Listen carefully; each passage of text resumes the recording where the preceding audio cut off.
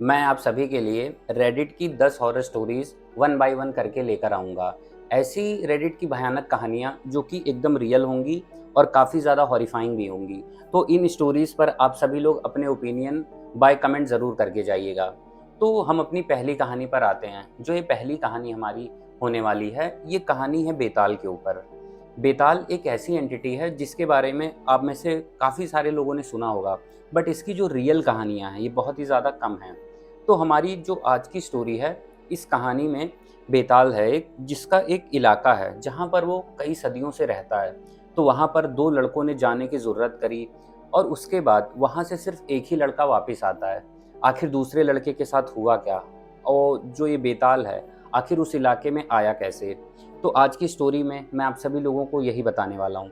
तो हमारे चैनल को फटाफट से सब्सक्राइब कर दीजिए, वीडियो को लाइक कर दीजिए और आइए बेताल की इस भयानक कहानी को शुरू करते हैं। तो जो रेडिट यूज़र है, वो अपने पोस्ट में लिखता है कि ये जो कहानी है, ये कहानी 1980 की है। ये कहानी इंडिया के एक छोटे से गाँव की है। अब उसने गाँव का नाम मेंशन नहीं किया, बट उसने समय बताया कि 1980 की ये कहानी है। एक ऐसा गाँव जिस गाँव में एक खंडर था। तो जो गाँव के लोग थे, रात के समय तो छोड़िए, दिन में भी ना उस खंडर के पास जाने से डरते थे। और उस गाँव में 2 मतलब युवा, आप लोग कह सकते हैं जवान लड़के रहते थे। एक का नाम था सुरेश और दूसरे का नाम था रमेश। तो जो मैं आपको थोड़ा-सा बता दूँ, जो सुरेश था, वो मतलब होता नहीं है कि कुछ लड़के अपने आप को बहुत बहादुर बनने की कोशिश करते हैं कि मैं किसी से नहीं डरता, मैं रात के अंधेरे में कहीं भी चला जाऊँ। तो सुरेश कुछ वैसा ही था। और जो रमेश था वो थोड़ा डरपोक और थोड़ा मतलब काइंड ऑफ डरपोक ही था कि वो इन सब जगहों पर जाने से या फिर ऐसी बातें करने से वो काफ़ी कतराता था। तो ये दोनों जो युवक थे उसी गाँव में रहते थे। तो एक रात ऐसा होता है कि रात के साढ़े 9-10 बज रहे थे। चारों तरफ गाँव में भयानक अंधेरा था और जो गाँव के पेड़ होते हैं, उन पर से कीड़ों की अजीबो-गरीब आवाज़ें आ रही थी और चारों तरफ कुछ भी नहीं था। तो इस गाँव में एक खंडर पड़ता था। जो पूरा गाँव है, उसके किनारे एक खंडर अजीब-सा, मतलब आपको कैसे बताऊँ? जैसे किसी ज़माने में वो कुछ बिल्डिंग सी रही हो, बट होता नहीं है जैसे टूट जाती हैं तो ईंटें, पत्थर सारे टूटे हुए खंडर सा, एक बहुत ही पुराना खंडर था। तो जो सुरेश और रमेश थे, वो रात के साढ़े 9 बजे उसी खंडर के पास जाते हैं। तो जो रमेश था, वो सुरेश से कहता है कि यार तू बस बातें बड़ी-बड़ी करता है, तू एक नंबर का डरपोक है। एक हिसाब से जो रमेश था, वो सुरेश को प्रोवोक कर रहा था कि तू अंदर जा। तो सुरेश बोलता है, तुझे क्या लगता है रमेश, मैं डरपोक हूँ? ऐसा कुछ नहीं है। गाँव वाले क्या कहते हैं कि इस खंडर के अंदर बेताल रहता है, मैं इस खंडर के अंदर रात के 10 बजे जाकर दिखाऊँगा। तो अब जो रमेश था, उसने चढ़ा तो दिया था सुरेश को, बट अब वो डरने लगा कि यार ये सच में अगर कहीं खंडर में चला गया, क्योंकि गाँव वालों की बातें सच हैं और अगर मुझे भी इसके पीछे जाना पड़ा तो बहुत दिक्कत हो जाएगी। तो वो सुरेश से कहता है कि छोड़ ना भाई, मैं बस मज़ाक कर रहा था, तू तो सीरियस ले लिया इस बात को, जाने दे, हम दोनों लोग ना मतलब इस खंडर के अंदर नहीं जाते हैं और चल आप वापस आजा, घर चलते हैं। लेकिन जो सुरेश था, अब उसके ईगो पर ये बात लग चुकी थी कि रमेश ने मेरा मज़ाक कैसे उड़ाया। तो सुरेश करता क्या है कि एक वहीं खंडर के बाहर से एक सूखी लकड़ी उठाता है, उसके ऊपर कपड़ा लपेटता है और उसके पास माचिस होती है। उसी माचिस की तीली से वो माचिस जलाता है और उस कपड़े पर मतलब एक टाइप का आग लगाता है। तो काइंड ऑफ आप लोग कह सकते हैं मशाल बना लेता है। तो मशाल बनाने के बाद वो रमेश से कहता है कि चल आज इस खंडर के अंदर तुझे मैं जाके दिखाता हूँ। तो अब जो रमेश था वो डर रहा था। अब सुरेश आगे आगे उस मशाल की रोशनी में खंडर की तरफ बढ़ रहा था और जो रमेश है वो काफ़ी डरा सा था, बट उसने वहाँ से मतलब भागने की कोशिश नहीं करी। वो कहता है कि चल ठीक है यार, मैं देखता हूँ, अगर थोड़ा-सा अंदर जाएँगे, डर लगेगा तो भाग आएँगे। तो जैसे ही दोनों पहले ही मतलब जो खंडर होता है जहाँ उसका एंट्रेंस होता है, उसके अंदर जैसे ही दोनों एंट्री लेते हैं, तो सबसे पहले उस खंडर में ना एक अजीब-सी ठंडक थी और ठंडक के साथ-साथ उस खंडर से ना अजीबो-गरीब आवाज़ें, जैसे कोई कोने में चिल्ला रहा है, किसी तरफ कोई रो रहा है, ऐसी अजीबो-गरीब मिक्स टाइप की आवाज़ें आ रही थी। और सबसे भयानक चीज़ ये थी उस खंडर के अंदर कि वहाँ पर सड़े हुए मांस की बदबू लगातार आ रही थी। तो जब ये सारी चीज़ें सुरेश और रमेश ने महसूस करी ना, तो रमेश उससे बोलता है कि सुरेश भाई, ये सब क्या, ये स्मेल कहाँ से आ रही है? मुझे डर लग रहा है, चल वापस चलते हैं। तो सुरेश ने उससे बोला फालतू बातें मत कर, यहाँ पर कुछ भी नहीं है, ये इतने दिनों से टूटा फूटा पड़ा है, जानवर रहते हैं और भी कई सारी चीज़ें, इस वजह से स्मेल आ रही है, तो फालतू डर मत। तो अब सुरेश और रमेश थोड़ा सा उस खंडर के अंदर और आगे जाते हैं। अब जब ये दोनों थोड़ा सा अंदर जाते हैं तो जो सुरेश ने अपने हाथों में मशाल पकड़ रखी थी, किसी कारण से वो जो मशाल थी वो बुझ जाती है। तभी जो रमेश था, मशाल बुझने के बाद वो सुरेश से कहता है, भाई भाई जल्दी ये मशाल जला, मतलब मुझे डर लग रहा है ये क्यों बुझ गई। तो एकदम से ना दोनों हड़बड़ा जाते हैं। फिर सुरेश ने फिर से अपनी जेब से माचिस निकाली और तिली मारता है और उस मशाल को जलाने की कोशिश करता है 2-3 बार। पहले तो मशाल जो है वो जलती नहीं है, बट 3-4 बार ट्राई करने के बाद वो मशाल जल जाती है। अब उसके बाद सुरेश ने अपने हाथों में मशाल पकड़ रखी थी, तो वो उस मशाल को ना ऐसे सामने करता है कि मतलब सामने मैं देखूं आखिर है क्या इस खंडर के अंदर, क्योंकि चारों तरफ एकदम भयानक खतरनाक अंधेरा था। मान के चलिए 1 कदम की दूरी पर भी ना कुछ दिखाई नहीं पड़ रहा था। तो सुरेश ने जैसे ही मशाल को आगे करा, तो वो देखता है ना कि जो मशाल की रोशनी थी, उसमें दिखाई पड़ता है कि उन्हीं लोगों के जस्ट ऊपर एक काली सी बॉडी है, जो पूरी मतलब जल चुकी है और वो किसी रस्सी के सहारे, जो खंडर की दीवारें थी उससे उल्टी लटकी हुई है। अब जब अंधेरे में सुरेश और रमेश ने ये चीज़ देखी, भाई रमेश के तो पसीने छूटने लगे, उसकी पूरी बॉडी कांपने लगी। वो बोलता है सुरेश से, सुरेश सुरेश बेताल है ये, बेताल। अब जब उसने ऐसे मतलब, आप लोगों को मैं कैसे बताऊं कि उसकी प्रॉपर तरीके से आवाज़ भी नहीं निकल रही थी। उसने जब सुरेश से बोला, अब सुरेश भी हल्का हल्का डर रहा था। तो जब उन दोनों ने ना मशाल को थोड़ा सा ऊपर और करा उस बॉडी को देखने के लिए, तो ये देखते हैं कि उसका पूरा का पूरा फेस ना जैसे जल गया हो और कहीं कहीं से जो मांस होता नहीं है कि मतलब पिघल सा गया हो, बहुत ही भयानक हालत में। तो ये दोनों जैसे ही देखते हैं ना, अचानक से उस बॉडी की आंखें खुल जाती हैं। जैसे ही आंखें खुलती हैं, जो शरीर था, जो बेताल था, वो सुरेश और रमेश की तरफ अटैक कर देता है। अब वो जैसे अटैक ही करता है, सुरेश ने ना मतलब पीछे हटने के लिए ऐसे, रमेश उसके बगल था, उसने धक्का सा मारा, तो रमेश जो था वो बगल जाके गिर जाता है और सुरेश पीछे हटने लगता है। अब धक्का लगने के बाद जब रमेश थोड़ा सा मतलब अपने आप को संभालता है और उठकर देखने की कोशिश करता है कि सुरेश के साथ क्या हो रहा है, तो रमेश देखता है ना कि जो बेताल था वो सुरेश के जस्ट सामने खड़ा था और सुरेश एकदम सीधा ऐसे खड़ा है, वो कुछ रिएक्ट नहीं कर रहा है और बेताल के शरीर से एक काली सी आत्मा सुरेश के मुंह, कान, नाक, आंखें, जितने भी छेद थे उससे ना सुरेश के शरीर के अंदर जा रही थी।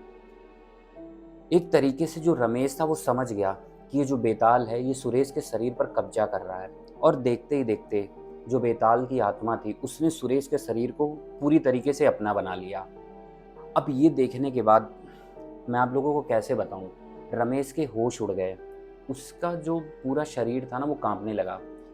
फिर थोड़ी देर बाद वो ध्यान से देखता है कि पहले तो जो सुरेश था उसकी पूरी बॉडी कांप रही थी, बट थोड़ी देर कांपने के बाद उसकी जो पूरी बॉडी थी वो एकदम स्थिर हो गई। अब वो सुरेश नहीं लग रहा था, उसकी जो आंखें थी एकदम पीली पड़ गई थी और उसकी पलकें झपक नहीं रही थी और उसके चेहरे पर एक अजीब सी मुस्कान थी जो अब रमेश को देख रही थी। अब जो रमेश था वो समझ गया था कि बेताल की आत्मा ने उसके दोस्त सुरेश की जो बॉडी है उस पर अपना कब्जा कर लिया है। वो इतना ज़्यादा डर जाता है कि वो पूरी ताकत लगाता है और उठता है और वो पीछे मुड़ता है और उस खंडर से बाहर भागना शुरू कर देता है। मैं आप लोगों को एक इंटरेस्टिंग चीज़ बताऊं, जब रमेश खंडर से बाहर भाग रहा था गांव की तरफ, तब सुरेश की एक अजीब सी हंसी पूरे खंडर में गूंज रही थी, लेकिन सिर्फ आवाज़ सुरेश की थी, वो हंसी बेताल की थी।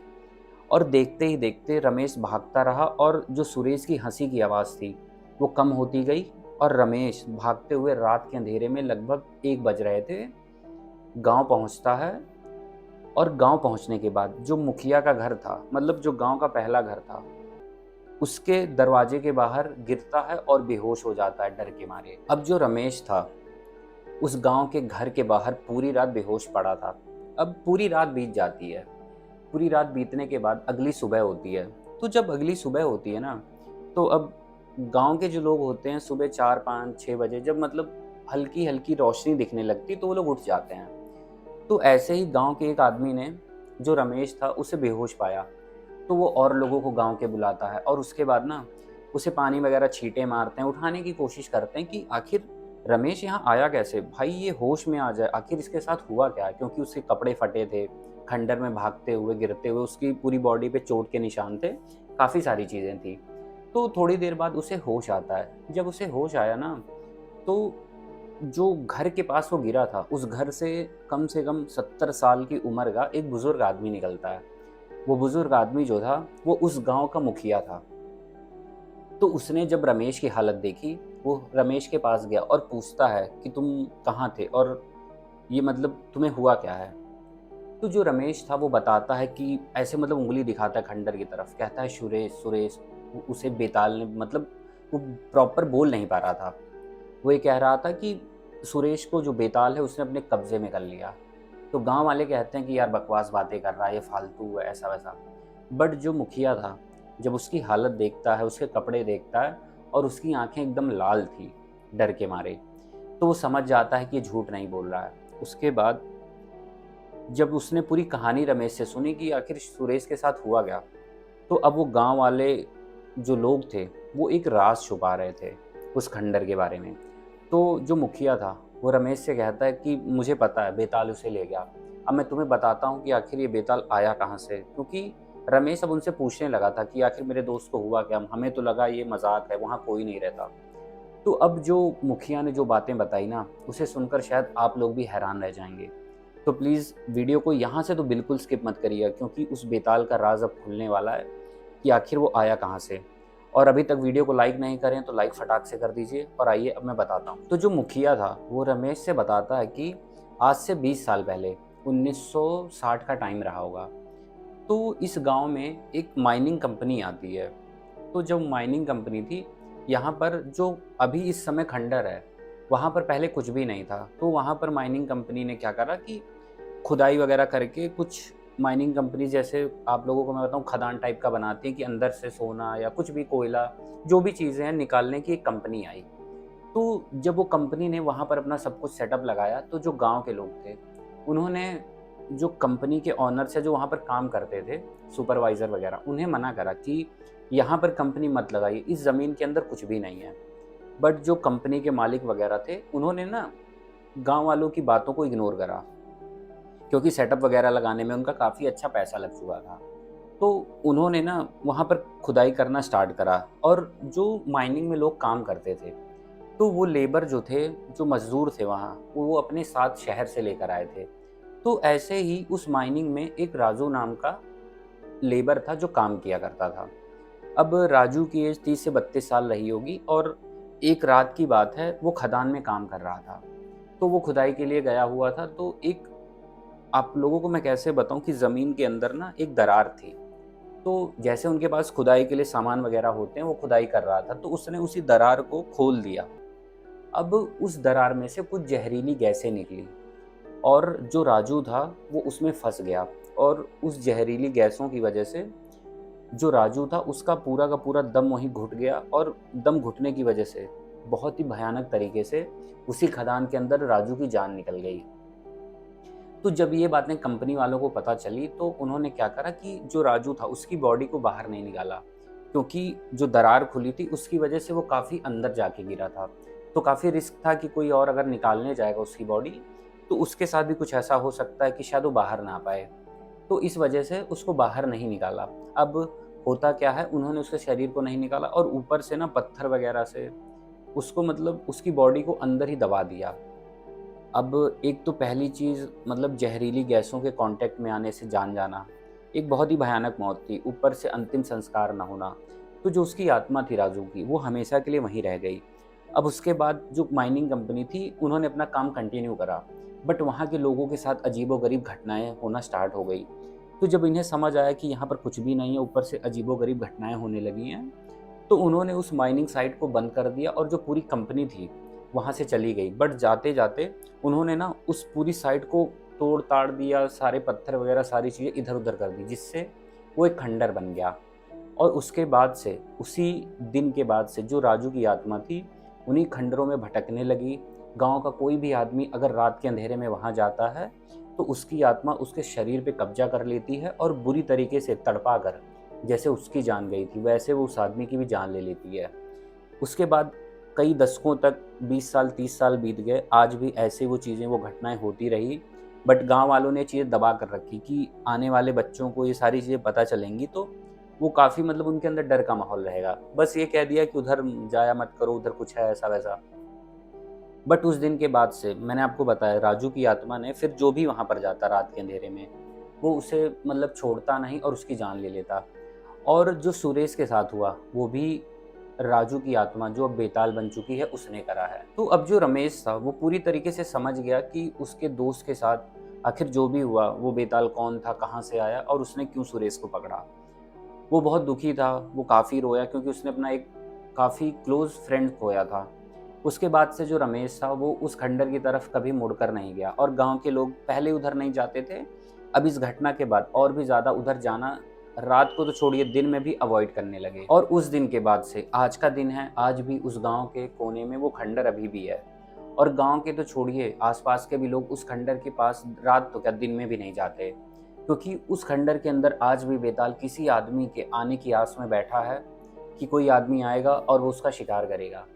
तो हमारी जो रेडिट की हॉरर स्टोरीज़ की जो सीरीज़ थी, उसकी पहली हॉरर स्टोरी ये थी।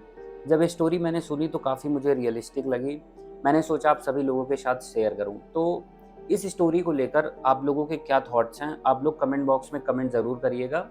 बाकी हमारी वीडियो को लाइक ज़रूर कर दीजिएगा क्योंकि काफ़ी मेहनत से हम लोग वीडियो बनाते हैं। और चैनल को भी सब्सक्राइब कर लीजिए। बाकी ऐसी हॉरर स्टोरीज़ आप सभी लोगों को मेरे चैनल पर देखने के लिए मिलती रहेंगी।